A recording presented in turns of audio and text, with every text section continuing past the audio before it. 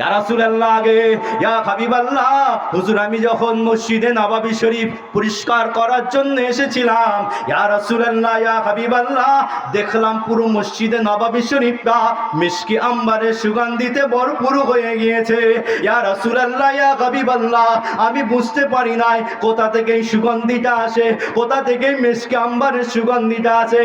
ইয়া রাসূলুল্লাহ আগে ইয়া হাবিবাল্লাহ, আমি ছাড় দিতে দিতে যখন দেখলাম এই পাত্তনের ভেতর থেকে এই সুগন্ধিটা বার হয়ে আসছে, ইয়া রাসূলুল্লাহ আমি মনে করলাম এটা হয়তো কোনো শরবত রাখা আছে। ইয়া রাসূলুল্লাহ আমি মনে করলাম এটা হয়তো কোনো ভালো পানি রাখা রয়েছে যার ভেতর থেকে এই সুগন্ধিটা আসে। ইয়া রাসূলুল্লাহ, হুজুর আমি বিসমিল্লাহ বলে ওটা পান করে নিয়েছিলাম। আমার নবী এই সময় বলেছিল, এই আমার সাহাবারে ওটা কোনো শরবত ছিল না, আয় আমার সাহাবা ওটা হচ্ছে আমার ইস্তেঞ্জা মুবারক, সেখানে আমি রেখে দিয়েছিলাম।